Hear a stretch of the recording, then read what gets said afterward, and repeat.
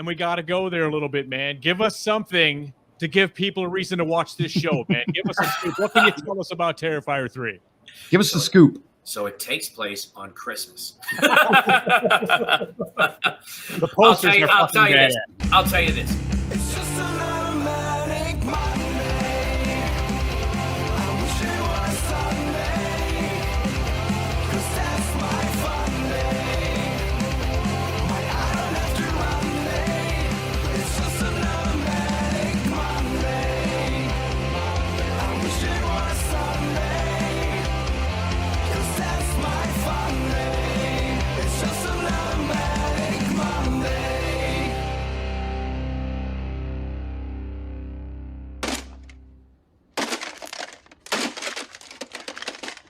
If you want to become a member, check out our website at deathcursesociety.com, then click on the membership tab. You can join for the price of a cup of coffee once a month. Before we get to our guest, let's thank our members. Thanks to our final girls and guys, Christy, C-Phase, Lorena, BD, Alex, and Robert. Our Crazy Ralph's Bell's Fancy Creations, Dr. Smiley, Raymond, and the whole damn enchilada pod. And, of course, our camp counselors, Adam, Corey, Christy, Luke, Jimmy and Rachel, Stacy Lynn, Orlando, Chuck, Patricia, Kristen, and JJ. Let's get straight to business, folks. We are honored to be joined by our special guest tonight, and he's the co-founder of Fuzz on the Lens Productions, the co-writer and director of the upcoming stream, producer on Terrifier 2, Terrifier 3, several other things that we're going to get into. It's Mr. Michael Leavy. Michael, thanks for joining us, man. Welcome to the Society. Thank you for having me. I'm honored to be on and excited to talk with you guys tonight.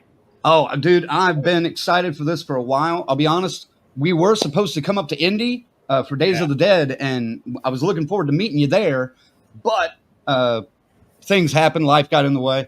And, the biz, as you know it. We didn't make it up there, so. Well, maybe next time. We're starting to ramp up the convention season again, and so hopefully we'll get to meet in person one day soon. Yes. Absolutely. It'll happen. And FaZe, if you will watch the comments and everything, highlight some for me as you normally do. I would appreciate it. Let's get into it. First, I want to ask about, your bio states that ever since you learned what a movie was, you dreamed of making them. So how did that love of movies and filmmaking manifest for you at, it sounds like, a pretty early age? It was. I couldn't tell you exactly when it was pinpointed that I fell in love with filmmaking, because that's how early it was. I could remember as far back as, being 3 years old, really just really watching, started off obviously kid shows and comedy stuff and light horror, You Afraid of the Dark, Goosebumps, things like that. Right. Moved into Leprechaun, Halloween, Nightmare on Elm Street, Stephen King's It. But I used to take my mother's video camera. I'm one of 6 kids. And and we used to just film little movies, short films, skits and stuff like that around the house. Eventually branched out, started doing it with the neighborhood kids. And then I went to high school and continued there, got the teachers involved and continued through college and then kept rocking and rolling. And here we are. Nice. First off, I got to show this off. Joshua says, happy late birthday, Michael. When was your birthday? Yesterday. That did not show up in the bio, but happy birthday to you as well. Happy belated birthday. Thank you. I appreciate that. Damn it. Damn. And one more, Orlando here. He says, you're going to kill it with stream and Terrifier 3, Michael. Yes, pun intended. So, great. In those early years, what were some of those movies that scared you or at least got your attention, kind of wanting to figure out how that shot was done or how that movie was made? For sure. If we're talking in the horror world, of course, I really was fascinated, really, believe it or not, everyone laughs when I say it, but Leprechaun, the original Leprechaun, was a movie I've been fascinated with. I laughed before you said it because I saw a little bit of this on another interview, and I was like, they gave you a little bit more of a hard time about it, though. They did. But, it was something, I think it was just easy for me to see as a horror the kid kind of getting into horror because it's not too scary, but I saw it at the right age. Another one for sure that scared me was Stephen King's It, the mini series with Tim Curry. Nice. I couldn't shower for a long time, months. I was very afraid to go into the shower. Again, it was right age, right time. Fell in love with the original 1978 Halloween. It's actually a franchise that I could still watch over and over and over again today. Robert Englund, Freddy Krueger. So, a lot of the standard kind of go-tos for sure. But I didn't see Friday the 13th until much later, which was really interesting. Yeah. So maybe that's why I wasn't initially a gore fan until I met Damien Leone. And then it like opened up my eyes and I was like, wow. And then I started watching a lot more gory horror. As I guess I progressed as a horror fan in my older age.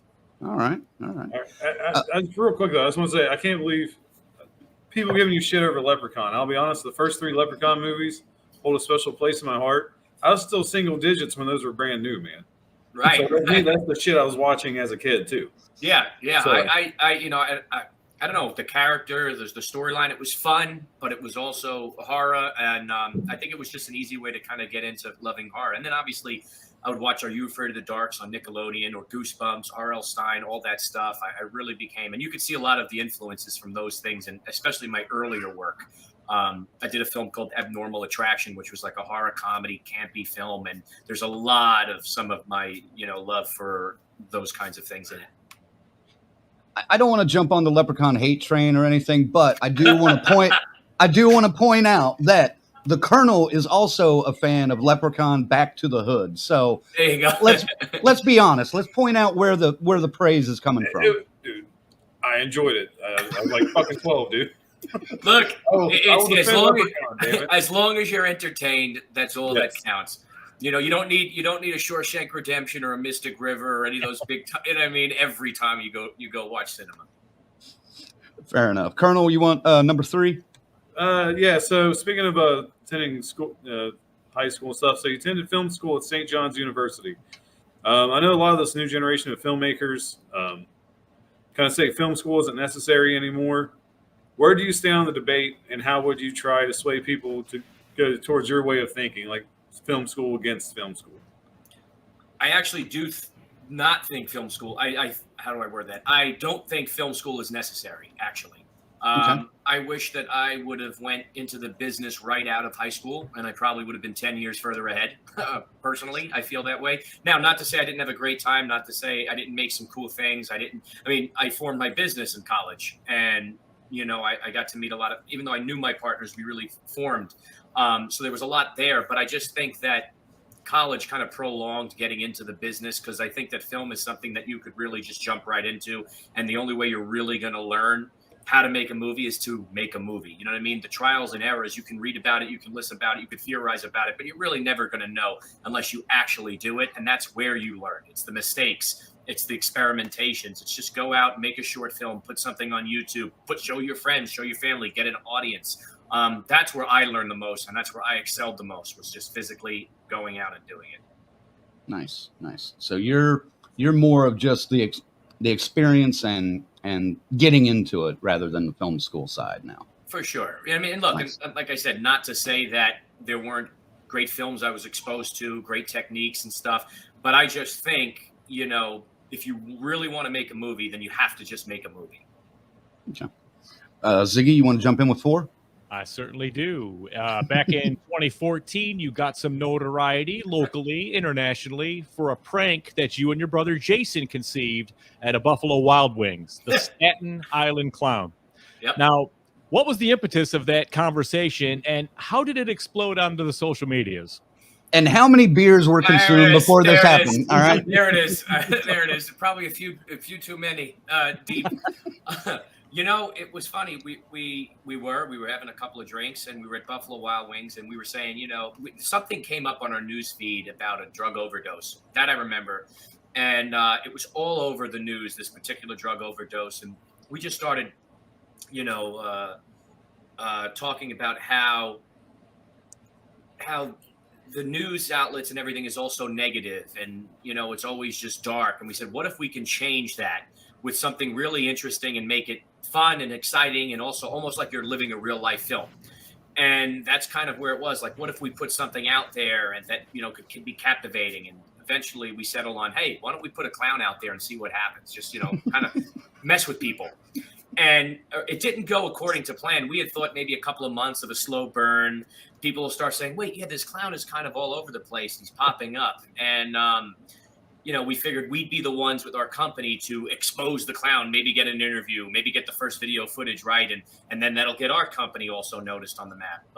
But what we thought would take 3 months took 3 days, and this thing popped and went viral everywhere.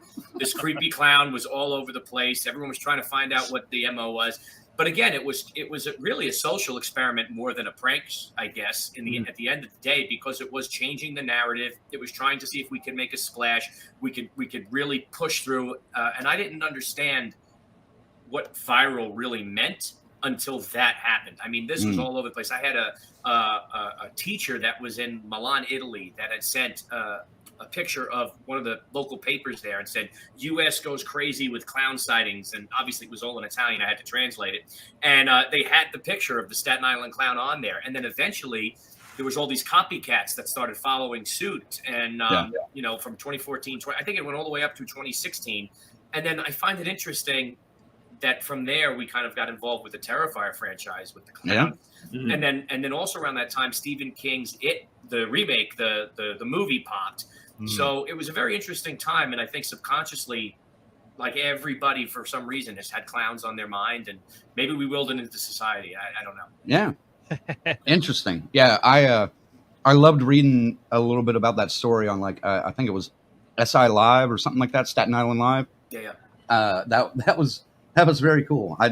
I knew some of the clown frenzy that was going on where they were just popping up all over the country, but. Yeah, it sounds like you guys started the trend. Yeah, so. It was cool. And Stephen King's son had reached out about it at one point, and then we did something, and Robert Englund mentioned it to us, and he knew about it. So it was really surreal, and it was very cool. And it actually got us our first start with getting a big time investment into a movie. That one I was talking about, Abnormal Attraction. We had met one of our investors, one of our financiers, through that whole publicity stunt. And they're still with us today, invested in Stream. They're still a part of everything that we do. So it really was that moment that really kind of brought us to the next level in the public eye. Nice. That's awesome. Uh-oh. BK says, you started that trend? I almost shot a guy in Detroit for doing this. I'm sorry. It was everywhere, man. I mean, yeah. I want to hear that story over the next poker round that we have when we're in Detroit next July, for sure. I don't know if that story is suitable for this. I don't know if enough time has passed yet, Yeah. On air? 10 years, Hey, FaZe, how about number 5? Sure. Let's see here. Let's see. Fuzz on the Lens Productions was founded in 2010. First off, where did the name come from? Was it an inside joke, or what's the story behind that? It actually was kind of. We were shooting something in 2007. We were in high school, and we were doing a scene, and a buddy of mine who's not even in the film business, he was just holding the camera shooting it, stopped us mid-scene, started saying, we got to do it again. There's a fuzz on the lens. It's blurry. So he's still rolling and pulls the camera. We're blowing in. We're cleaning up my shirt. And literally for 20 minutes, we look like a bunch of schmucks trying to figure out where this fuzz is. Lo and behold, we find out it's not a fuzz on the lens. It's a smudge on the viewfinder on the reverse end of the camera. So it kind of became this ongoing joke of make sure you check for that fuzz on the lens before we start. So years would go by, and it just made sense when we wanted to name the company that became so personal, personal, and everybody that was involved in that moment, other than my one friend who said it, actually named it, I guess, the company. Everybody else, we all were the ones who formed my brother, my business partner Steve. We were all there, so it was just very meaningful to us, and it's catchy. Nice. You remember it. Nice. Yeah. That's brilliant though. But it was on the lens finder. That's amazing. Right. And nobody thought to think of that for 20 minutes. Yeah. And the whole thing's on tape. So we still have it to this day of us looking in the lens. Like the chances the whole thing was recorded. Dude, you have to release that. Yeah. You have Yeah. to release that at some point, even maybe with commentary or something like Mystery DVD Science Theater extras, 3000. man. Yeah. DVD extras on Yeah. stream. That's Yeah. that's gold. Yeah, the history of Fuzz on the Lens. Yep. Guys watching out there, thanks for tuning in. If you do have any questions, throw them in the comments, and we'll get to those here in just a little bit. In the last 5 years or so, YouTube has been flooded with aspiring filmmakers creating fan films based on their favorite horror franchises. According to IMDb, one of your first production efforts was a fan film called Halloween Awakening in 2012 that continues the story after everyone's favorite, Halloween Resurrection. This came along before this fan film rush, though. So how did that project help you hone your craft and propel your career? Oh, tremendously. As I said, I was a big fan of the Halloween franchise, and I really hated, obviously this is before when they reconned everything and went with Jamie Lee Curtis back to the roots, but I hated how the storylines were all kind of, jumbled. And I said, what if I kind of came in and we came up with a story that made everything cohesive? So that was a challenge, and that was something that I was really excited about doing, just as a fan, first and foremost, beyond just being a filmmaker. And the Halloween franchise, Trancas, was running a fan film festival at the time. And so we entered it to do this. Something happened. I guess the festival got canceled. I guess it was a rights issue thing with like Weinstein. I think they really weren't allowed to do that. Right. So, but we were so invested in it that we decided to still pursue it.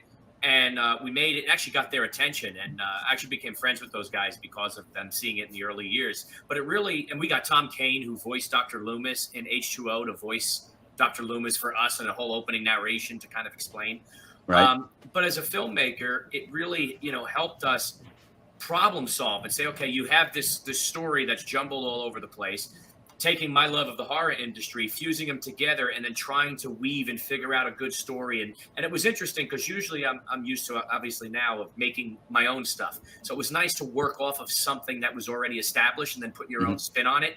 And that actually allowed me, in a safe zone, so to speak, experiment and get out of my comfort zone within that safe zone to try something new and put my own flavor on it. And it was one of the best learning experiences for sure. I don't recommend always making them, you know what I mean? Like just getting stuck in fan film after fan film, but I definitely think you should give it a shot, at least earlier in your career, to try. All right. Well, with that rush of fan films, are there any that you've seen that you enjoyed? Yeah, from other creators. Yeah. The Jason one in the woods, or I can't remember the name of it, but there's a Friday the 13th one that's really, really good. Never Hike Alone. Never Hike Alone. Yeah. Okay. I think those are really good. I like also the mishmash ones where they had Freddy and Jason and Michael, because these are things we're probably never going to see as fans. Right.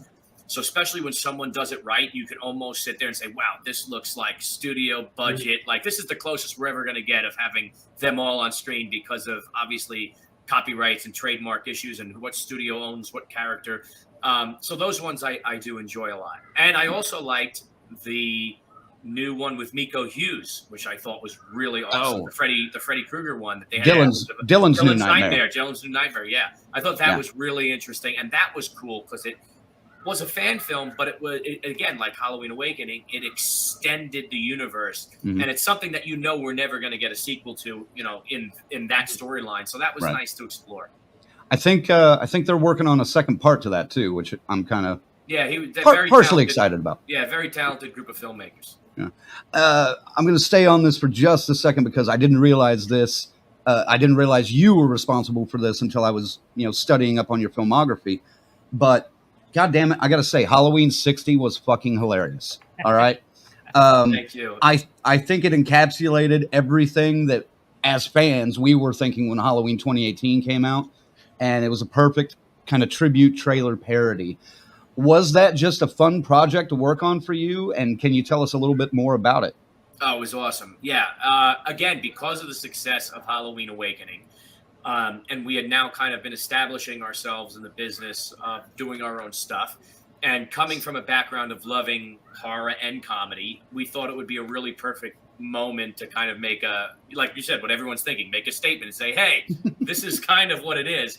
And again, it was in the vein of like a scary movie. or something. So it really was paying homage and paying tribute to stuff that we love, but doing it in a fun twist. And we had a riot making. We actually had a plan initially. We were going to do 3 of them. We were the first one, then we were going to do Halloween Kills, and we were going to call it like Halloween Pills, and it was going to be, Michael taking his pills. And then we had one for Halloween Ends. We were going to do Halloween Depends. Michael's wearing the diaper. It didn't end up actualizing, coming to fruition, because in that moment when the Halloween movies came out, we got super busy with Terrifier 2, super busy with Stream coming down the pike. Then COVID hits, and then the thing gets delayed, and then and then we were working on some documentaries and some other stuff. So unfortunately, it never actualized. But we did have a plan at one point, because we got such a great, connection with everybody. They really loved it, and it was awesome to do. That's hysterical. I would have loved to have seen a couple of more of those. That would have been great. We had scripts too. We had scripts to their trailers. Yep. Tarek even says Halloween Pills, laughing. Colonel, how about 8? All right, Michael. Well, of course, we have to talk a little bit about Terrifier, okay? How did your relationship with Damien begin, and how did you get involved with the franchise? Yeah, I met Damien through Phil Falcone, who anybody who knows the Terrifier franchise, Phil is Damien's business partner and also does the effects with him, especially in the earlier movies. We were on a movie called Abnormal Attraction that I've mentioned a few times here. And this guy, Jason Milstein, who was our post-production supervisor, but also our sound mixer, and he basically does everything. The guy's a genius. He was friends with Phil, said, hey, can I invite this producer to the set? And I'd love you to meet him. So Phil came, we met him. We kind of hit it off. We had the same sense of humor, and he was really impressed with the sets that we had built. So he invited us to help him with his film called Joe's War. And that was a drama with Tom Sizemore and Ed Asner and Amanda Sante.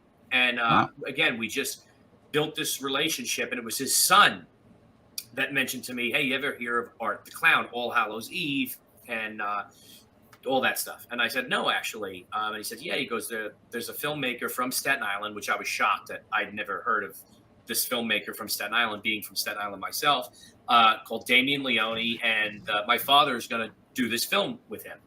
And then we started talking about it, and Phil says, hey, I'd love to get you on it. And eventually he did. And I auditioned, actually, because I act as well. I auditioned for one of the cops, got that role initially, and then Damien changed it up and gave me the role of the exterminator who got decapitated in the first film. And I said, if you're looking for someone with the same style of acting that I did with the cops, my brother would be great. And Jason got the part right away with Steve. So that's kind of the beginning of it. And, we worked on some behind the scenes stuff. And then we really became friends over that process, and really just realized how similar we all were. Obviously, being from Staten Island, but then also just in films and in filmmaking style and theory, and love for certain music, and I mean just everything.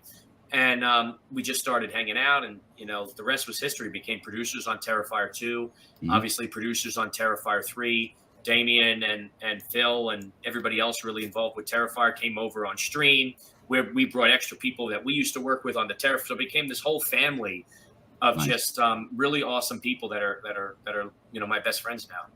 Nice. I know Ziggy loves your scene in Terrifier. Yes, dude. I mean, the beheading. It's just. Oh yes, please. Somebody gave me this. Oh God. Nice. And if you look back here, back in the dark here, that's actually a copy of my head right back in here. Nice. See, nice. if I get a light on. The original, there it is. I mean, larger here too. Yeah, that's actually nice. a copy of my head there. The original, that's a Will Exterminator Funko. The original went to some investor, and I think it's hanging on a mantle in Australia. Wow. So I told him, if he ever wants to get rid of it, give me a call. But that was the copy, the one I have, that if we needed to do it again, then Damien would put the hair in and obviously rig it all up. But yeah. Bro, Nice. Holy shit. I mean, it just that is, you captured what it would look like, a human head being taken away from its central nervous system, and the twitching eyes and the mouth and shit. Perfect, man. Oh, Disturbing. Thank you. Very Yeah, disturbing. Damien did a great job with the effects, so it made it really easy to act it out. And it was very surreal, very cold. I didn't really know what I was getting into when we did it. Who would have known also that where this would have went? You know what I mean? It was just, like I said, a bunch of friends making a really low budget movie. And, then the rest is history. It just popped, and just honored and grateful to be a part of it and be along for the ride. Nice. I'm glad you still have the head, though. That's great. Yeah. Yeah, man. You got to keep that. I'm proud of it. I'm going to continue on and say, you producer on Terrifier 3, and we got to go there a little bit, man. Give us something to give people a reason to watch this show, man. Give us a scoop. What can you tell us about Terrifier 3? Give us the scoop. So it takes place on Christmas. The posters I'll tell you this. Thank you. So everyone talks about the bedroom scene in Terrifier 2, right? I'm being totally honest about this. Every kill in Terrifier 3 is the bedroom scene times 10. It's like there is no just one. I mean, I know the one where we initially had thought might be the one people talk about. Because there's always like the one kill scene, the big kill scene. The first one was the hacksaw. The second was the bedroom. The third one in the script, you could tell, and talking with Damien, this is the one. And once we executed, but then seeing it all come together, I don't know. There's so many that ended up working out, either exceeding my expectations or being even cooler than I initially pictured it when I read it. So I just think I think it's going to be a lot of talk about which is the scene, and also just a lot of debate on, is that your favorite? Is this one your favorite? Because there's also a lot of disturbing things that we did. Damien was very explicit with, he wanted to go back to the roots of Art the Clown and make him scary again. Whereas the first one was dark and gritty and grungy. The second one was much more bright, and it was fantastical and mystical, and even the way we shot it was very fantasy-esque. This one, although taking place in Christmas, the juxtaposition of it with this happy, bright holiday, the way we shot it was very dark and very Black Christmas, pockets of lights, almost like the original Nightmare on Elm Street, the way that was done, or John Carpenter's Halloween, where there was just light and then nothing, blackness, darkness, and then another pocket of light. So it was really interesting. We shot on the old Panasonic lenses. And again, I think we made Art the Clown much more scary, almost like how he was in All Hallows Eve. And in those earlier, iterations of what Damien had. That's a bold statement. Yeah, I would say the general consensus unanimously is you guys definitely raised the bar with 2. Do you think, can you say with confidence that, yes, this will be, we've heard the story, people getting sick on David site. getting nauseous. It was David. He's a wimp. I was there, obviously, when that happened, and I didn't know it was going to leak out like that. Or I think he might have said it Damien just said, someone did, you won't believe who it is. And then David made like a comment, and everyone put it together that it was him. It's true. It's not made up. It's not a marketing thing. It is 100% true that it did happen. Yes, I do believe it's going to live up to the expectations, because, and I kept telling people with Terrifier 2, I said, you don't understand what this film is. This is, it's so bigger than what you would expect and what we could have done. I said, wait till you see it. And with Terrifier 3, again, it was that same level of just, let's level everything up. We had the same crew back, plus more. Damien, again, poured his heart, soul, blood, sweat, and tears. We all did. And there's a level of expectation that we know that our fan base has, and we make sure that we maintain it. And again, I think everyone's going to be pretty satisfied with what's on the screen. And we give more insight into it, but we don't give too much away to where it kind of just gets rid of the fun and the mystique about it. I'm really excited to see how the Christmas aspect of it plays out. I think it was a bold move by Damien. Yes. Very bold. Very bold. And he did it again before, because look, you could have made this thing on Halloween for another 5 movies, and then when you feel, oh, maybe it's getting stale, you slap him with the Christmas thing. But he went and did it before the franchise, so to speak, jumps the shark. And I think it was a really smart move, because it gave us a lot more to do and keep this thing even more fresh, and do it without having that moment where just doing it just to do it, to try to rake in more money or whatever. It's very genuine. I'm looking forward to the One Yeah, more I'm thing. just going to say I'm looking forward to the Christian fundamentalists though that Yeah. go ape shit because it's set on Christmas though. So go ahead. Right. Let's go back to the 70s when Black Christmas came out and everyone lost their fucking mind, But did you find it a better experience shooting Terrifier 3 without I don't want to call it a burden, but the participation of crowdfunding? You guys were kind of independent of that this time. Yeah, the crowdfunding thing was. I mean, look, we love our fans, and we're very happy to get our fans involved. And I'll tell you this: Terrifier 2 was very difficult to film because there was like 9 or 12 people. There wasn't many people making this film, so the filming of it itself was really difficult. But we had a blast doing it. Terrifier 3, more money, more problems. It's like everything. There was a lot more stress, I should say, on it, and not within our group or our circle. It was just kind of like the outside trying to, powers that be. Yeah. But we were very cool in kind of shutting that out and letting it happen. And again, we got what we needed, but I don't think it was as lighthearted, so to speak, because also now there's again the level is up again. And there's expectation that's even up again. So even though we had a blast doing it, we had a lot of fun. But it was easier to shoot, was my point that I was getting to. Yes. It was easier to shoot, but because of having more money doesn't always mean it's better in the sense of like ease and outside of the movie itself. Yeah. We can talk more when it's out, and I'll explain exactly. Of course, on that. of course. I Yeah. don't want to give away any spoilers, obviously. No. No. But again, now you're on the radar, and it's just like dealing with SAG, for example, was much tougher. Yeah. That's something that now they're watching you, and they feel that maybe I don't know, maybe you made a movie that popped, and they say, well, how did they do that? Now they're watching every single thing, and there's kind of little hurdles that you have to get over that you normally didn't have to do before that, and they're ridiculous hurdles. But we did it. We did everything, but it's just nonsense. You deal with more nonsense. Yep. Yeah. I Boy, we can know understand about that. nonsense, don't we? Yeah. So, but it's great. It's a great movie, and I can't wait for everybody to see it. We did have a blast. I do have one more question about Terrifier 3. Can you give us an estimated runtime? I don't know if I can. No? It'll be short. It'll be shorter than Terrifier 2. Okay. Fair enough. All right. How's that? So, fair. so 2 hours and 20 minutes. Well, it will be shorter than Terrifier 2. I don't know exactly what the runtime is going to be yet because Damien's finishing it up now. Okay. And he's very close to it. But again, I don't know. I've seen, obviously, a lot of the scenes put together, but I haven't seen it as a whole. So I'm not sure where it's ending up yet. All right. Yeah. I just was trying. I was trying, man. You got to get, I respect it. Tarek says it's kind of a cheap flex, but Michael can honestly brag his lowest Rotten Tomatoes score is 86. I didn't even know that. That's amazing. That's not bad. That's not not bad. bad at all. That's pretty cool. And he also beat me to it on this one. He says Abnormal Attraction currently on Tubi. So, yeah, that's where I checked it out. Interesting concept on that one. I enjoyed it.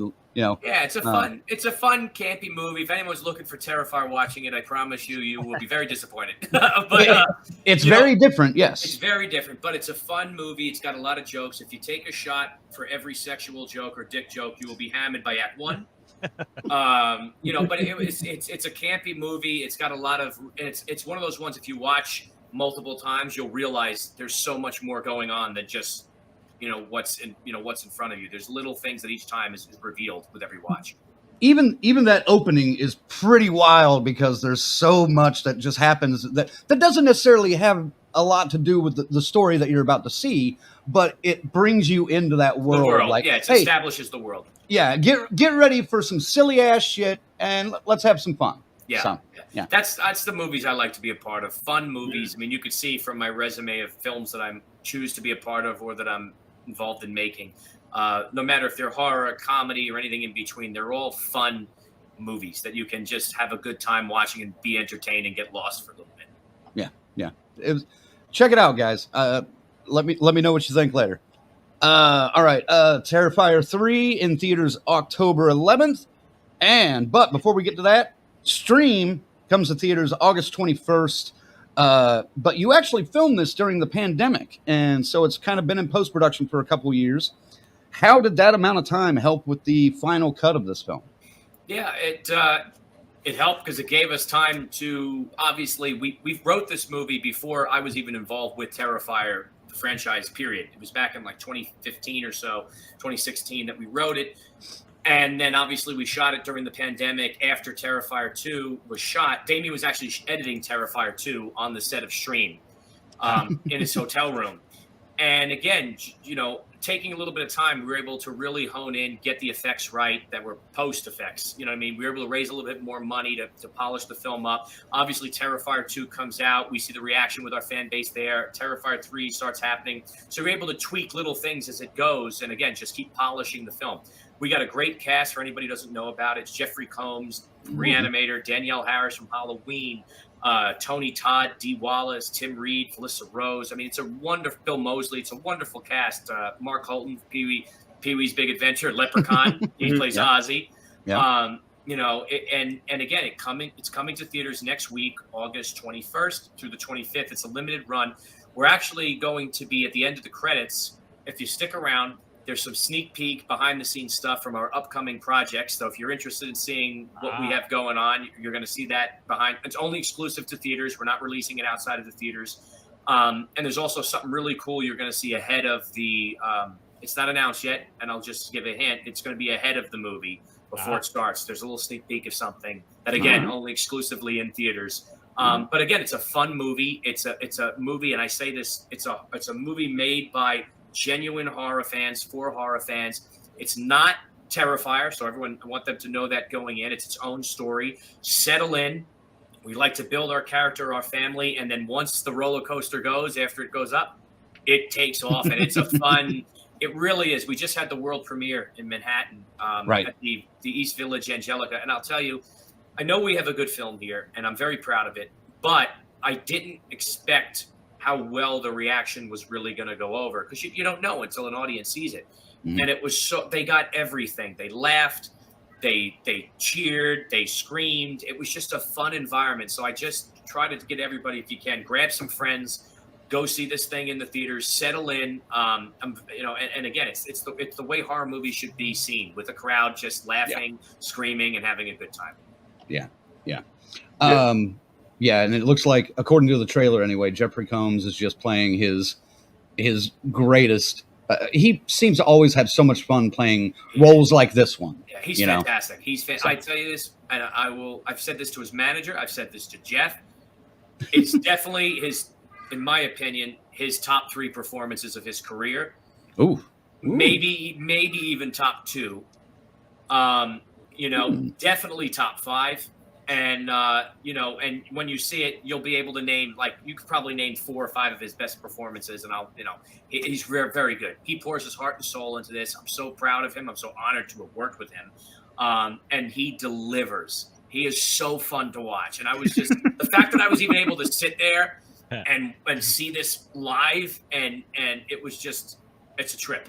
Nice. It's a trip. Yeah. Nice. All right. Wait. If you were putting this at number 2, what is it going over? From Beyond or Reanimator? I got to know. It's going over From Beyond. It's below Reanimator. Yeah. My boy. Yeah. Nice. And yeah, I mean, look, he's great. He's great in everything he does. But we actually had this discussion. And people did agree. So. Nice. I do want to talk about the cast and even the premiere here in a little bit, but FaZe, you want to hit 11? Sure. Let's see here. Yeah, tell us a little bit about the story of Stream. Like, how did the idea of the story come to you? You know, I tried to think of something that I would want to see that could be, again, exciting, scary, fun, and real. Very real. This could happen. And, you know, it was kind of talking about, what do horror movies that I loved do best? They kind of exploit your safe space. And these safe spaces, though you think are safe, but they're really not safe, because there's a lot of unknown elements about them. For example, one safe space is you go to the beach. You feel safe. You're at the beach, the warm weather. But there's a lot unknown in that ocean, right? Jaws. That's exploited that whole thing. Now, every time someone goes in the water, you hear that theme. I don't care who you are. You know, Halloween. did it with your neighborhood, your home. You know, Michael infiltrated your home. Nightmare on Elm Street did it with your dreams. Friday the 13th did it with the camp. You know what I mean? So you could Psycho did it with just taking a shower. Maximum Overdrive did it at the truck stop. Right. So it's just all these horror movies that stick with us, all exploited our safe space, but also those spaces make you realize there's a lot of unknowns. So I was like, what is something that's a safe space now? And to me, it was this technology. Everyone's on their phone. Mm-hmm. Everyone's on the internet. Everyone's, you know, and everyone deals with it. So everyone has a connection to it. And so I said, okay, there's this whole technological element of it. And I said, you know, but I love slashers. So I said, how do we modernize the slasher genre? And that's where Stream, the idea birthed. Because look, at the heart, when you watch this, it's a slasher movie. And that's what I'm most proud of, is that, you know, we don't, some of these movies that try to build tech in, I think they go too far in getting lost in some of that stuff. And that's why a lot of them become these found footage tech things. And right. I don't know, I don't love those films, but Stream is a slasher at heart. It's back to the old school kind of way of doing things, but in a much more modern way.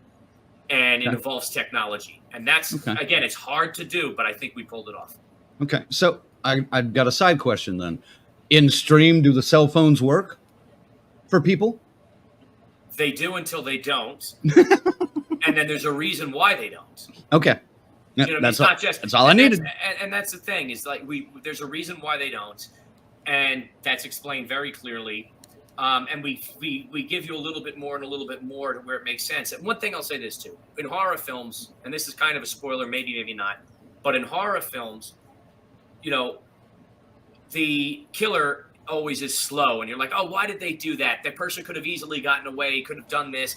With Stream, there's a reason why that happens. And it all makes sense because, you know, I don't want to give too much, but there's a reason why that happens. And it gives a purpose to why certain killers move slow. It gives a purpose. Oh, why did they go over here for the scare instead of for here for the easy kill? You know what I mean? And it's all built into the story. All right. Okay. Well, as long as I don't see, you know, Danielle just wandering around like, oh, no bars. I'll be all right. I'll be all right. No, there's none of that. I mean, we do a mention of it with and it's wide, but there's none of that cheesy crap. Colonel, it sounded like you had something. No, that's good. No? Oh, okay. Let me hit Tarek's comment here. He says, it's not that they all ran out of batteries, is it? There it is. You got it. The whole thing takes place in a nuclear power plant, and there's the radiation is burning their phones. Hey, I haven't heard it before, so that works. Original. Why not? Yep. Oh, there we go. Part 2. The sequel. Yep. Yep. Okay, let's do this one here. Jeff's Dr. Smiley actually says Michael from starting from neighborhood filming to working with absolute icons of horror. Have you taken it all in? Do you still get starstruck? Every time I do it, I have to pinch myself and say, wow, this is incredible, because I don't think you ever get used to it. Do I get starstruck? I don't know. Maybe in the beginning, like when I first meet them, I'm excited and you're like, oh my God, this is so-and-so. But then once you get into it, it's just like, they're like everyone else. You just got to move through it. You got to, you know, figure it out. But yeah, it is so cool. And I'm honored and humbled that I get to do this. And I keep trying to remind myself, because you never want to get jaded. You never want to forget where you came from. As my career, as anyone's career really progresses. And again, yeah, it's just staying grounded. And then just staying true to yourself and always remembering that, you know. All right. Well, for those that might not know, tell them a little bit about what Stream is about. Sure. So Stream, at the root of it, Stream is about a family that is going through some rough times. And so they decide to recreate a vacation from their past, because that was kind of the last time that they had felt as a unit and happy. And it's really the last-ditch effort for the father to say, hey, I got to kind of take control of my teenage daughter before she really goes off the rails.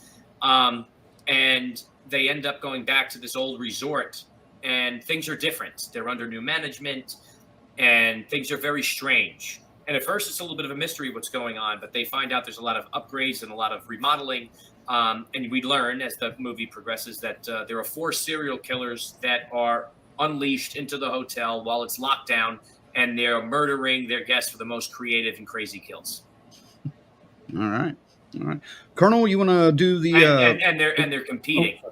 Oh, the Yeah, killers there are is a competing. there's a competition too. Yeah. Mhm. Colonel, you want to hit the end of 12? Sure. Like I said, obviously you already listed all the big horror names in your cast. Just seriously, man, how the hell did you get everybody? How'd you pull it off? Yeah. It all does start with the script for sure. We had a really cool script that when you read it and when you watch the film, you'll understand and see it. It's not your typical slasher at first, to where it's just like, all right, here's this just people that's just you don't care about, or they're just here to die and there's no character development. We really invest in our story with our characters. We really build them up.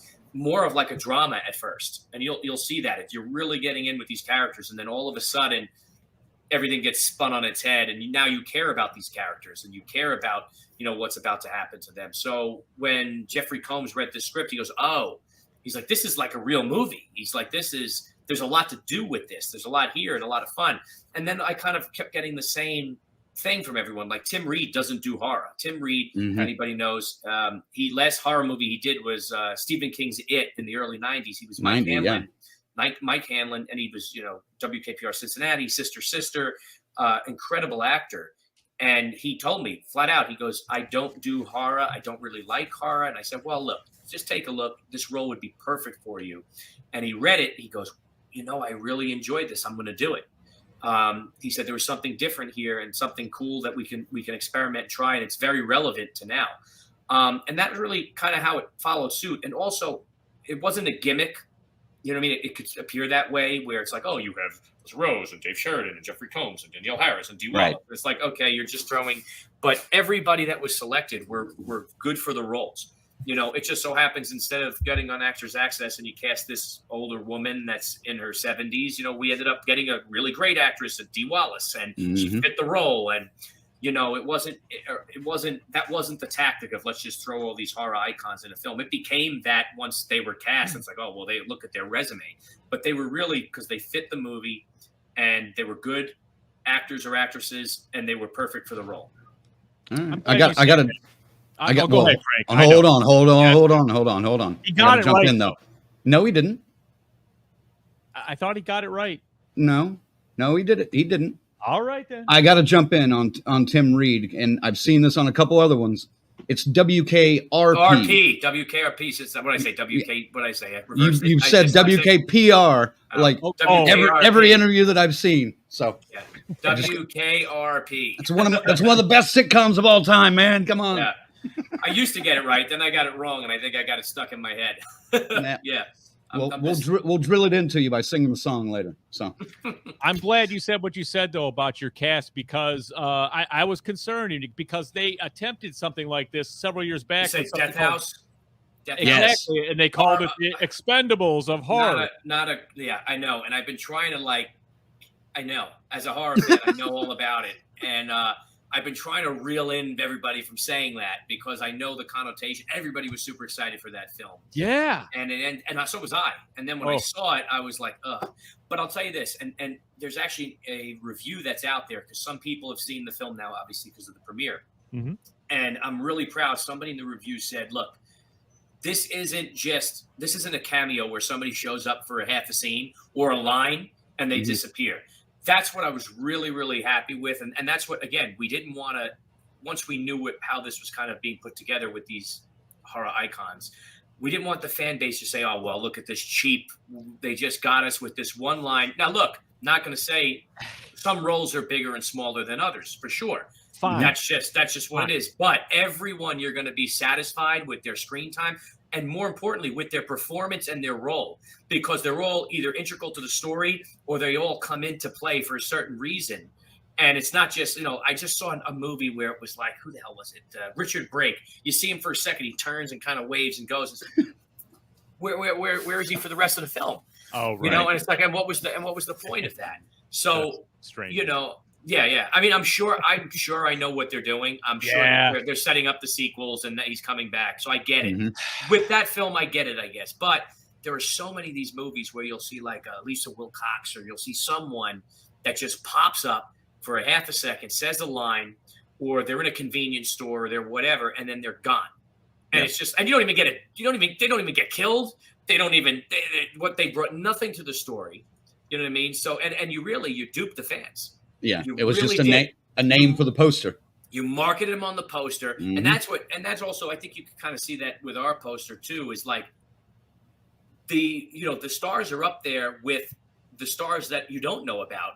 And, and then there's other ones that are down at the bottom that we don't even have on our poster. And they're big names. You know what I mean? They're not even on the poster. There's one in particular that you're going to find out about probably next week when it leaks, that's in this film that hasn't been announced. And this one is probably the biggest name in the entire movie. And we don't even advertise, and they're not on the poster. Awesome. All right. Now, I don't know if it's going to leak because I'm seeing it like one of the first showings that plays in Oklahoma. So Ziggy hit 13 for me. Yeah, man. I mean, he's leading us right through this. This is great. Besides your iconic cast, you've been pretty vocal about the talent of some of the lesser-known cast members as well. Let's put a spotlight on some of them and who they play in the film. Yeah, Charles Edwin Powell is somebody I have to give a lot of spotlight to. He is the lead of the film. He is our hero. He is our father. He is Roy Keenan. He is such a great actor. He actually didn't act for 13 years because he left the business to raise a family. He's in The Exorcist 3. And it's funny, when we were trying to cast this role, trying to find a middle-aged man, an actor that's really good, that's affordable to be your lead in the entire film is near impossible because either they're superstars and they're leading men or they're dead. You know what I mean? And it's like, and if you try to go after, an actor that's of the age we were looking for, it's like, well, why didn't their career pop? There must be a reason. You know what I mean? It's like maybe they're not that great, or it's really hard to discover. They're out there, believe me, they are, but they're hard to discover. And we found him because, and I said, or it's someone who just decided to retire for some weird reason, and then now they're coming back. And that's exactly what we got. Nice. With Charles. We got so lucky. I'm telling you right now, if he would have stayed in the business for that 13 years and not retired, there's no way we would have been able to touch him. No way. Nice. No way. I mean, he was doing A-list stuff. Pierce Brosnan. The guy is so talented. And I can't wait for people to see him. They're going to fall in love with him as the father. They're going to go on this journey with him. He's so likable, so relatable. The other one is Wesley Holloway, who plays the son. He actually is the serial commercial kid in Terrifier 2. Oh, okay. And he's got that small role there, but he's such a great actor. And when I met him, I said, I really want to give this kid a chance to have a leading role. And everyone coming out of that premiere was talking about that kid. And then also Taylor, the girl who plays Taylor, Sidney Malakai. So she is another one, a really great actress, very strong. And these are people that you don't know about, but you will, once the film is out. And I hope that they get all the recognition that they deserve. And I feel bad because like the marketing of the movie, right, is all the horror icons and everything, because, that's fun. And they got great roles. It's not just to do it to get you in the door, but it's to do it to, show you who's a part of it. But that means that the lesser named people aren't going to get that attention, Not Not until the movie comes out. And there it is. And not until the movie comes out. And that's what I'm super excited about, is that fans are going to get to discover these people from going to see this film because of the producers of Terrifier, because of Jeffrey Combs and Danielle. And through all of that, they're going to discover some really great new talent. Yeah. You got to get the asses in the seats, man. And those titles, those names will do it. And it's nothing wrong with doing that. It's fine. Nope. And we will discover these. I look forward to it. Yeah. And there's a great photo from the premiere with you with your damn it, his name just left me, but Charles. With your lead and a little story that goes along with it. I think it's on Instagram that I really enjoyed. So Colonel 14. All right. So Damien worked on the visual effects and makeup for Stream. Yeah, Stream. Sorry. Blech. Getting tongue-tied. I'm sorry. It happens to me all the time. Stream. I know. WKPR. See, now you said it back, and you ruined it. Now you WKRP. WKRP in Cincinnati. But can you give us any? Can you give us any peaks and any effects we should be looking for when we see this movie? Because just based on the trailer, it looks fucking insane. with the special effects. Yeah, there's some really cool effects that Damien does, and Oh. the kills are they're awesome. Like I said, again, this isn't Terrifier, where we wanted to be very different with our kills. Art the Clown kills a certain way. He's very grotesque with some of his kills. You know what I mean? Like where he eats a heart or intestines, whatever. Like he's very that. With Stream, we wanted to bring in a little bit more of a mainstream audience as well.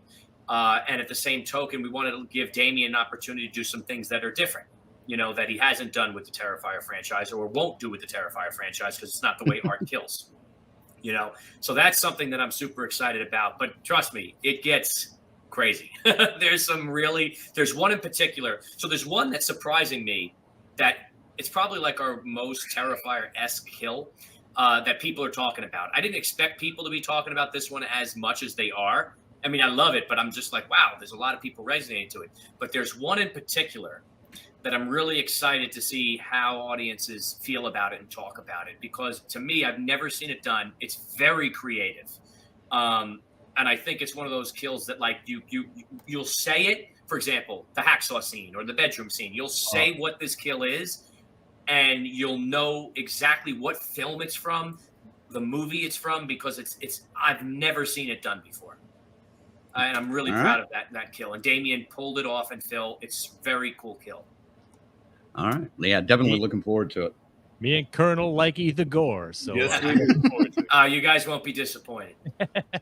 No, like I said, based on the trailer, I know I won't. I'm pumped to see this. I'll be honest, and the gore is definitely a selling point for me. I'm ready.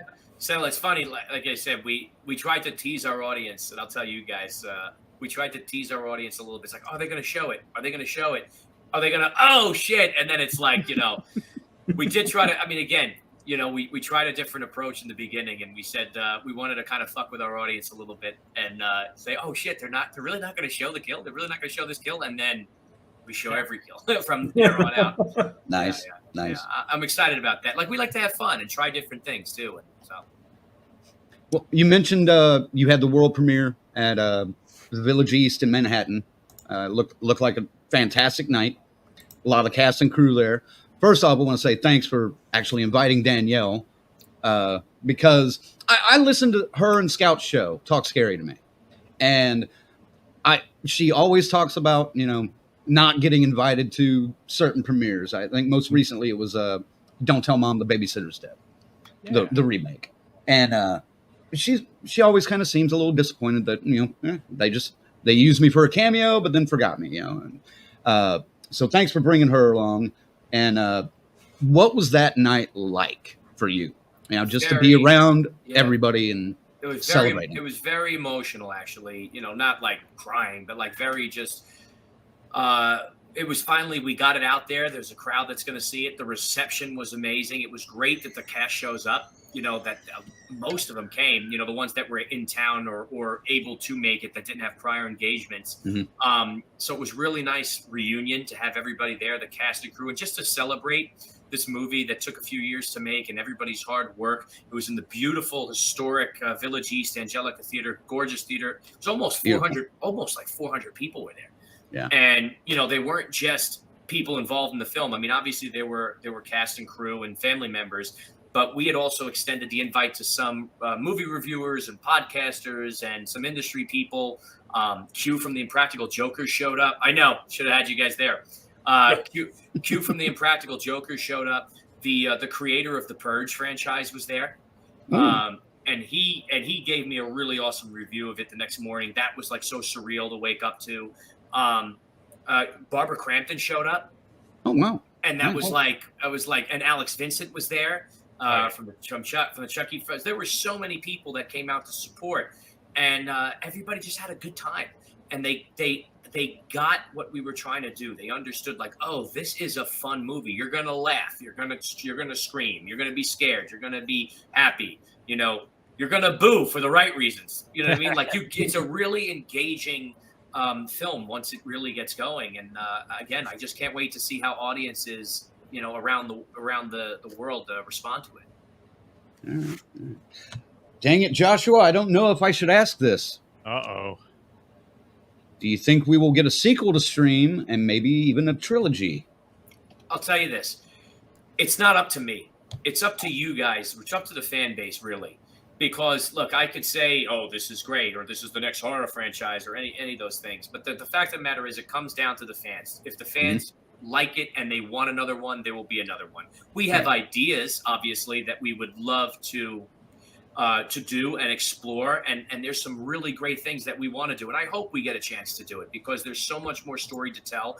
And there's so much more things that I'd like to exploit in this universe and really, really capitalize on. And again, as artists, you grow too. And there's so much more that just from now working on Terrifier 3 and like, oh, wow, we can try this now with Stream. And so, but again, if the fan base can show up first and foremost, because numbers and people showing up means something. It really does, especially for indie horror. The studios can just pump out these movies, whether people like them or not. They have the big budgets. They have the studios behind them. They could do what they believe will sell or not sell. With us, it's really driven by the base. And if you show up, and then again, if you like it, but you got to show up first to know if you're going to like it. So I implore you guys, please, if you can, go to the theaters. It's in there for a limited time. Bring your friends, drag your friends, buy your tickets, go see the film. I don't think we're going to let you down. We've put our heart and soul into it. I really think you're going to enjoy it. It's a fun ride. I've said that numerous times. And I'm just saying, give us a chance. Yes. Asses in seats, folks. That's what we need. Right. That's it. That's right. Everybody complains about the cookie cutter Blumhouse movies. Dude. Stop seeing those. Go see Stream. This is what we want: new IPs, new shit. I think Colonel, we got to have this guy. They got to their team's got to crank out the input to keep up with the shit Blumhouse keeps throwing at us. So I mean, we get shit Blumhouse. Yeah, and this is how and this is how you do it, because I mean, look, whether you like In a Violent Nature or not, right? I've heard mixed that's reviews. where I was going. If you like that film or not, it's something new. It's a new concept, and it popped in the sense of because people showed up. And There were butts in seats. There were butts in seats, and look what that film got. For me, I thought there were some cool things. There were things I didn't like about it, obviously. But again, I applaud those filmmakers though for doing something, getting a buzz, fans showing up, and now they're getting a sequel. Yep. So again, whether you like the film or not, there's enough people that do, and they're getting a sequel. And it's tough to do. Terrifier would not exist without our fans. We got those sequels because our fans showed up and supported. Yep. In a Violent Nature, interesting concept. Yes. A little bit long in the tooth on trying to tell the story. Right. I agree. And there's some cool things in there. That one show everyone talks about, and there's that other one. I mean, there's some cool things, but it's the concept I think was better than the execution of the film in certain areas, because it did get long. It did get long in the tooth, and I think that's inevitable with that kind of a film. The gimmick gets old, man. And that's what it is. It gets a little old. But again, I like I said, it's something that they tried and they did, and now they got a franchise potentially out of it. And maybe again, they'll learn and listen to the reviews if they're smart, and the people like we try to do, and they'll say, okay, how do we elevate this next time? How do we make this better? Look at the Winnie the Pooh thing. Yeah. The first, I didn't see either of them, but I've heard there's a huge jump from the first to the second. And again, that was because they listened. Yeah. I hope so, because that first was abysmal. Yeah, I heard I heard the production values through the roof. I heard that it's better. And look, they got another shot at it. And that's because the fans showed up, and and look, like I said, I believe we have a really good film here. And I'm not just asking you to come out just to make a quick buck, just to come out. I think you will really enjoy this movie. It's a lot of fun, and just to give it a chance. I'm definitely looking forward to it because, like you said, it's a different take on a slasher. It's 4 slashers, and the competition aspect is very interesting as well too. So well, that's what and that's what it is. For example, this was compared to, somebody said, well, it's like Saw, or it's like 31, right? Somebody said that. Oh, and okay. But I'll tell you this. But I'll tell you this. Here's the difference. Very simple. In Saw and 31, the victims are the ones basically competing to get out. It's not the killers that are competing. So right then and there, it's already a little different from that aspect. But when you actually watch the film, you'll see it's nothing like Saw and nothing like 31 at all. When you actually watch Stream. It's not the Running Man. Right. No. Yeah. Right. I like it because it has like kind of a video game flavor to it too. I mean, It does. that's what's happening right now. So I Yeah, mean, it does. You know, and I said, I've listened to things, but again, I have not seen something. It's always the victims are in this competition, and their victims are the ones that, you know, in the traps and all this stuff. But it's a competition between the killers, and that's like, what drives them? What is going on here? You know, and the victims are just these poor bastards, and you know, that are just kind of caught in the middle of all this. Wrong place, wrong time. All right, Ziggy, it's lengthy. Do you want 16 or do you want me to take it? I can take it, man. It's fine. Besides Terrifier 3, you're also attached as a producer on a couple other projects coming next year. One is a Screamboat, a Steamboat Willie style horror film with DHT himself, and the Pitchfork Retreat featuring some of the same cast of Stream. What can you tell us about these, and when can we expect them? Yeah, Screamboat will be next year, early next year at some point. It's got David Howard Thornton in it, and it's a different kind of project. It's a horror comedy, so going back to doing some of that. Again, the source material kind of lends itself to doing that, and I joined this film because of that. You know, I said if we're gonna do this, then it has to be, you know, kind of satire in a way, and got to have fun with it. I'm not a huge fan of the public domain films, myself personally. You know, I like more of, you know, the original stuff, but there was an opportunity here with this one that we could really have some fun with it and do some spoofy things, but also keep it creepy and scary too. And it had a nice blend of mix. And also the director's a friend of mine I went to high school with, and he actually did The Mean One with David Howard Thornton a while back. Yeah. And we were looking for a project to kind of, you know, with his success with that and our success with Terrifier, to collaborate on and, you know, bring production value up. And so we landed on this one. And again, it's close to home because it takes place kind of in Staten Island in a way. And it's a fun movie. Again, I keep going back to, I pick scripts that could be fun and they're really entertaining. And I'm excited for that one. You guys are going to like it. There's some really crazy stuff in that. And then the other one, the Pitchfork Retreat, is something totally different. It's a great writer, this guy, Greg Van Voorhees. We actually helped each other out. He helped me get some cast for Stream, and I helped him get some cast for Pitchfork. That's why the cast is similar. And also because they all want to work with us again. And, you know, we work with the same people, good people over and over again. And his style is more like an A24 kind of horror.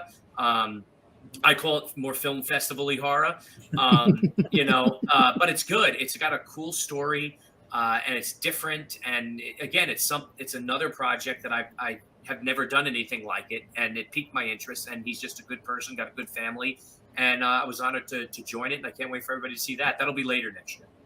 Okay, cool.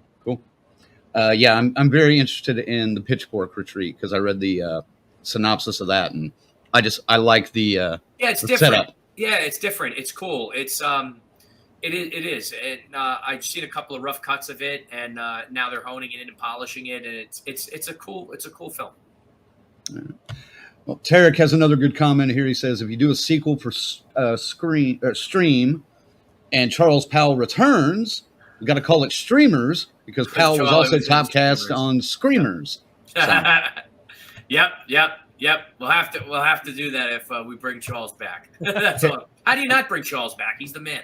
There you go. Tarek is Tarek has a web that goes through his brain that is just meticulous about things like that. I love it. That's awesome.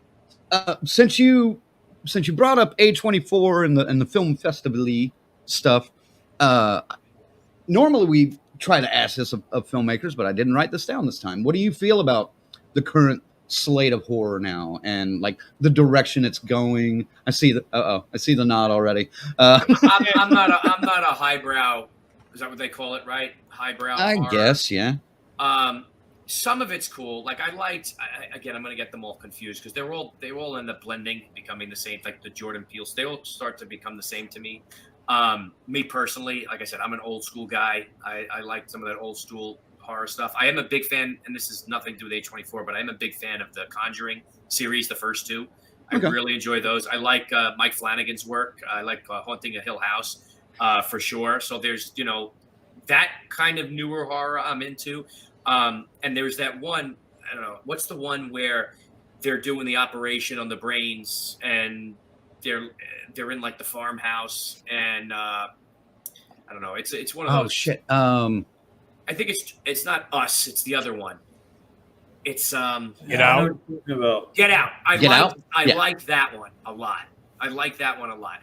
But the other horror ones, these kind of highbrow horrors, I just feel like some of them, not all of them, are trying a little too hard with these social commentary things that are throwing them so much in your face. And I think I think for me, social commentary is always in horror, right? It's been there forever. It's been there since, right? But I liked more when it was kind of in the background and you get discovered on your own.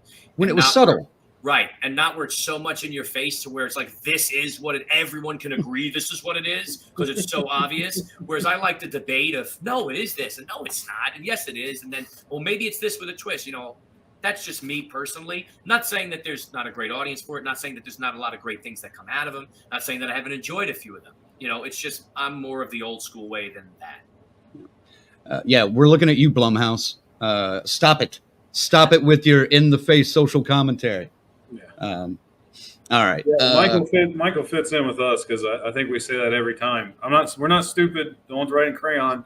This is what you should be thinking. Let me figure it out on my own. Right, and I think debate is important. Of whether it's meant to be that or not, to kind of have opinion and say, well, it's this. Like, there's so many horror movies that I didn't even realize what the commentary was, and I kind of figured it out on my own getting older, and that was kind of cool too. But then also learning from someone saying, I think it's like this. I'm like, no, it's not. Are you out of your mind? No, you know what I mean? Like that, I like that part of it. Whereas now it's really hard to say whether it is or isn't because it's so in your face. It's like, yeah, this is what it is. They're saying this is what it is. They're telling you. I just caught it, and then Tarek caught it too, I guess, a little bit earlier. But when you said you're out of your mind, you hit that New York accent hard. Michael says horror in that upper East Coast way. I love it. Hey. I watched this interview that you did with oh damn it, it was Up Late with Johnny Potenza. Yeah. Oh my God, talk about a New York fucking show right there. Oh yeah, That was beautiful to watch. And you go in. He's got a tray of mozzarella, and he's got gabagool, and he's got prosciutto, and you go in there and you have a cappuccino before you go on. They feed you well. The Italians, they feed you well. Oh yeah, but he even says at some point during I can't remember what part it was in the interview, but he's like, yeah, forget about it. He says that to you. I'm like, are you fucking kidding me? He said it. And that is him. That is really him. That's like not a persona. You see him in the street, like outside of his show, and he's like, "Hey, yo, Mike, when what's going on? You want to come back on the show?" He's a great guy, a good dude, but he's a character. He's someone that I would love to see him on a national spotlight because. Dude, it was just such a fun interview. I'm gonna have to go back and watch some more of his stuff just because it was. And he's got some big guests. He does. He gets some big guests that if you go, he had William Forsythe on the show. He has some big guests. Yeah. Nice. All right, Colonel, you want 17? Sure. So, Michael, is there anything else that you could tell us coming soon from Fuzz on the Lens? Right now, it's just that all eyes are on stream, and that's where we're at. Hopefully, like I said, everybody shows up. Obviously, we have Terrifier 3. We have Screamboat. Right now, those are the big three that we're talking about, and then next year we'll go more into Pitchfork Retreat and kind of assess where we want to go from there. We have a lot of options and a lot of stories that we want to tell and be a part of, and it's just a matter of how do we navigate them. And again, it's dictated from you guys. It's dictated from our fans. If you guys want to see another Terrifier and another stream, and you'll get it.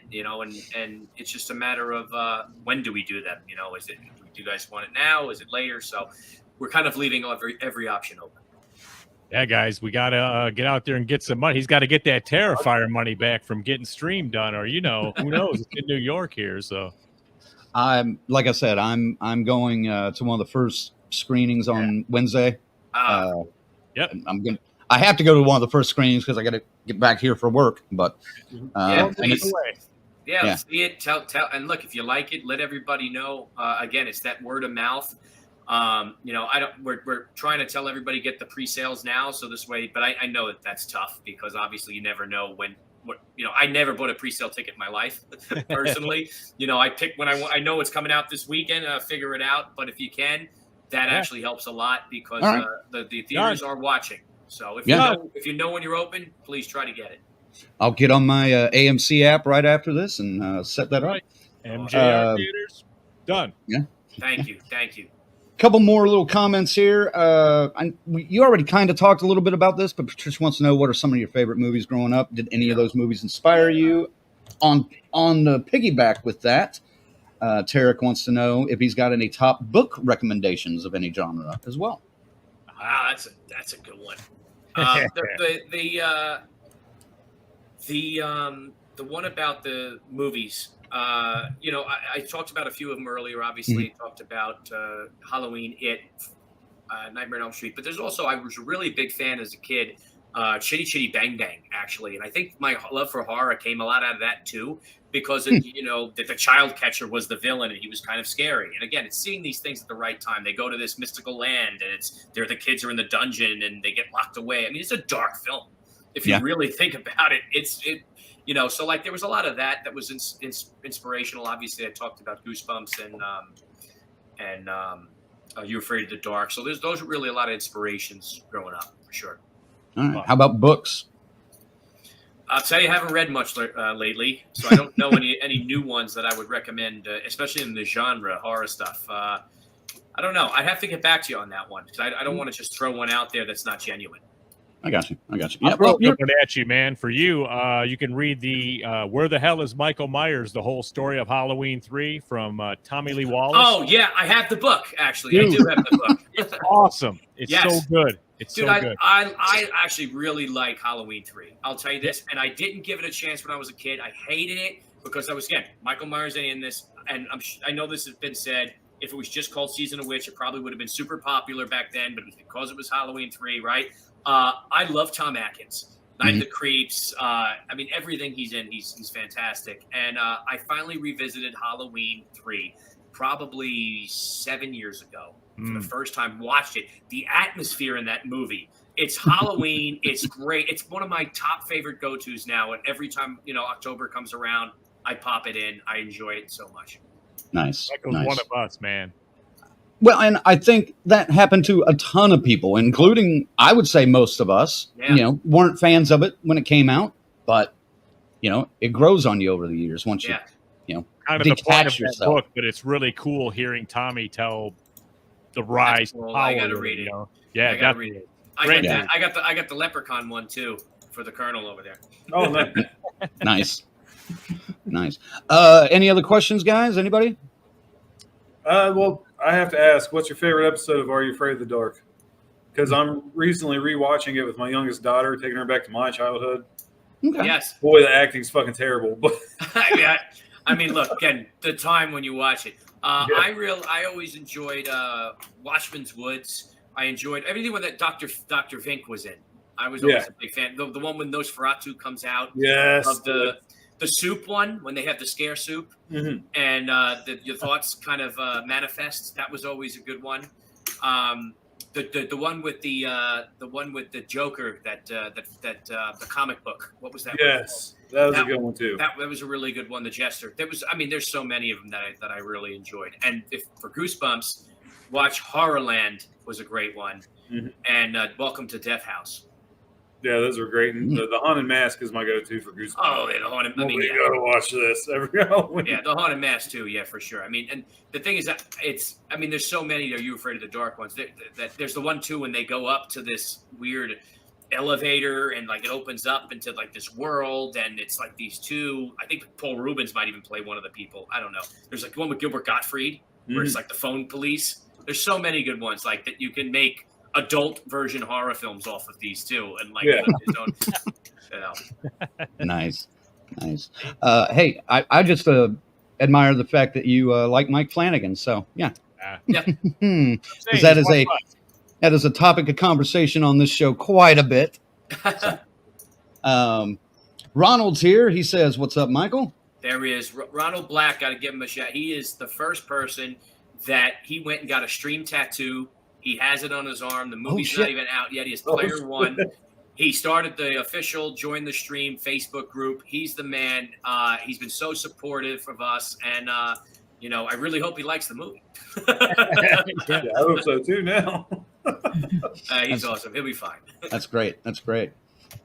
Joe's here, and he says, "Hey, I met you on Saturday and forgot to ask you who came up with the look of the stream mask." And he says, also goes on to say, "You and the stream team were the highlight of my day." So, thank you. It was a collaboration between myself, Steve Delasalle, and my brother Jason. We kind of went back and forth. I'll tell you, the process of it was similar to Damien Leone's process with how he designed Art the Clown, which was we tried to say, okay, what kind of masks are out there that are popular and do the opposite of? And, there's Ghostface, the face is white. There's Michael Myers, the face is white. There's Jason Voorhees, the face is white. So we're like, okay, let's go not white. That was obvious one. Also, a lot of the masks, other than maybe Friday the 13th, they were all this rubber, mushy mask. So we went with a hard carbon fiber look. Also, the carbon fiber look was because we wanted to make it more modern looking. Our original idea was to actually have it be like the glass of a cell phone. But once we designed that, like when it's off, like when the cell phone is like this. right. But there was a lot of reflections that was causing very big problems when you're making a movie. So we got rid of that and went to the carbon fiber. Again, the mouth being open and seeing the smile as opposed to Michael's mouth shut. Jason's got none. Ghostface open, but there's no teeth. So there was a lot of those, in designing the mask. And then obviously the biggest thing was bringing the tech into it, which was the light up LED eyes. And the story behind that is for gamers, back in the old days, again, I don't play much games now, but when you were playing the old PlayStations and stuff, it was player 1 blue, player 2 green, red, and yellow. And so we went off of that, and that's why each player has their eyes light up. It'd be like the multiplayer screen with the old gaming systems. that's pretty fucking cool, man. No shit. That's really cool. Yeah. Those masks look good. The posters look really good. I mean, boy, that's like that. You had that iconic moment, just like they did back when they made Halloween. They had the clown mask in there, and they had this one. Hopefully, you guys made the right ones. Yeah. Right. Yeah. Hopefully. I mean, I like them. I the way they ended up, because in the beginning we really didn't know. We just knew, there's a mask figure, right? It's like, well, what are these things going to look like? Are they going to be a giant Bitmoji because it's modern? It's like, what is that? It's like, how are we going to do this? And then we even had the idea. The Squid Games, when that came out originally, and obviously this was written before Squid Games, but this was shot before Squid Games. This was, when that movie came out, show came out, I went, fuck. And again, it's really nothing like it once I started to watch it. But again, anything that's similar, you start to say, shit, is this coming out too late?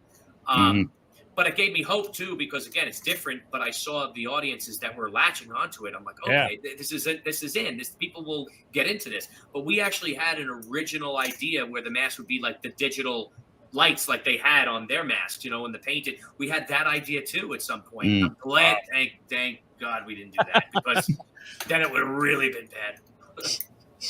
You know what? If it's in the spirit of Squid Game, man, I got sucked into that fucking thing. I didn't think I was going cool. to. I really dug it, man. So it's similar exceptionally to an even, just loosely. Yeah, like it's very loosely similar things there, but overall it's not, because that's more again, people competition based like levels, but there's a lot of behind the scenes within Squid Games that are similar parallels with us, which is cool, because that's some of the most interesting stuff of that show too.